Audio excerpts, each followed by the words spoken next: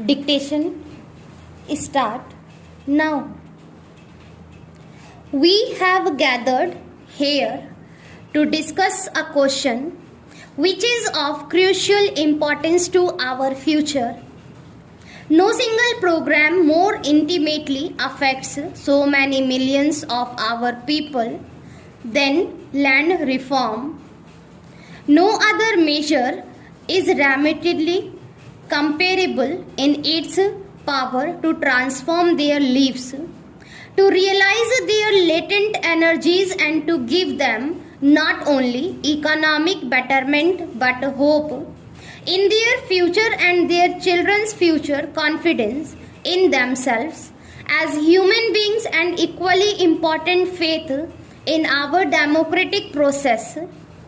The sincerity and speed with which we implement land reforms will, of course, materially influence the overall rate of our economic growth. However, I feel that much more than this is at stake.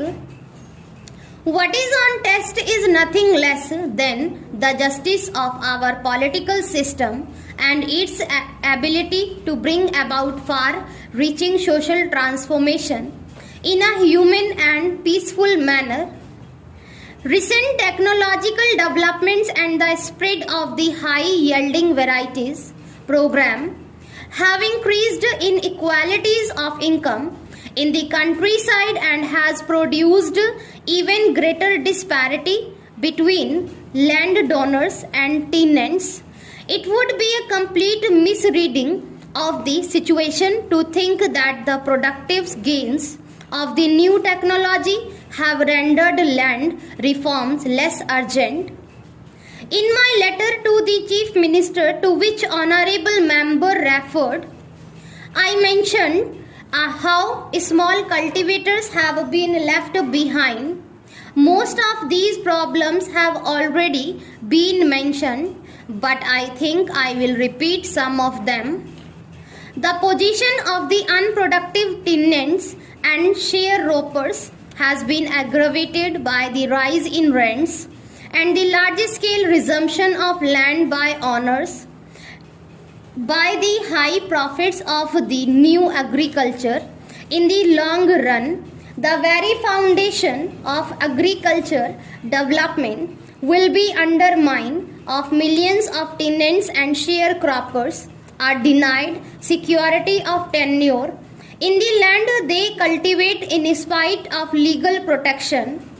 It is well known that cultivators belong to the scheduled caste and scheduled tribes have been disposed of their land by money lenders and others. Tenants have been downgraded to the status of sharecroppers and sharecroppers reduced to the position of landless laborers.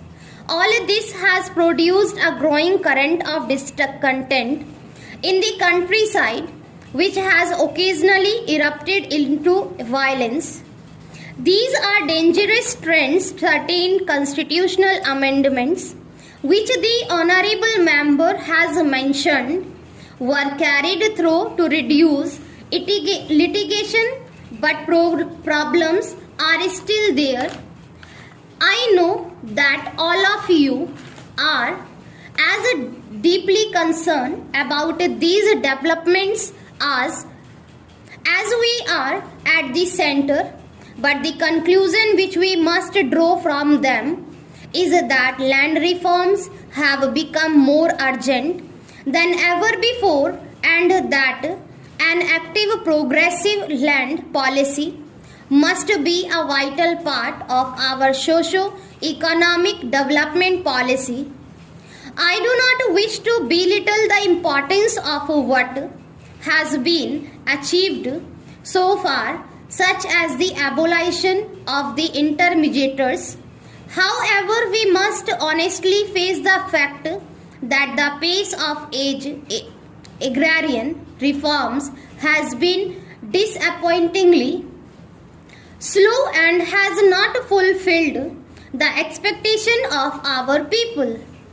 Many of our laws are themselves defective. For example, the ceiling on land in states are hedged in with so many relaxations and qualifications that they have invited invasions. Others have so many lacunae that they have resulted in prolonged litigation. The machinery for their enforcement has been far from adequate.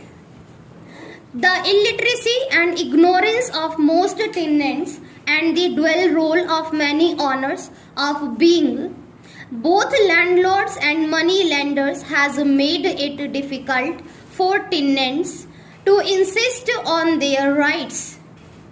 In the assessment of impartial observers, the enforcement machinery itself has tended to be biased in favor of the landlords. No program of land reforms can be successful if it does not take these facts into account and devise measures by which they can be overcome.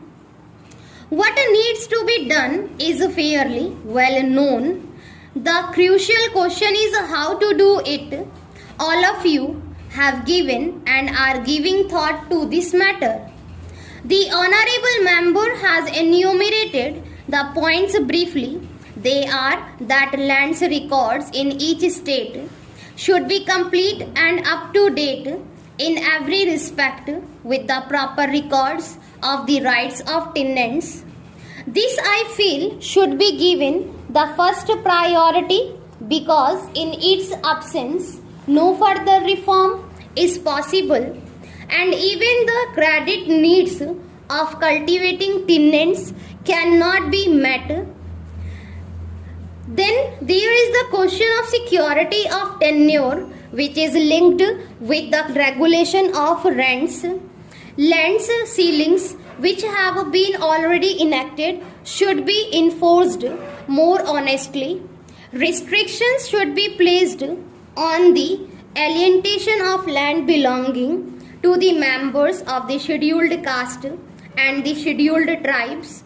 Holdings should be consolidated with a specified period of time, but the real problem is not the definition of objectives but their achievement. All the evidence suggests that tenants and small cultivators are subjected to almost unbearable pressures.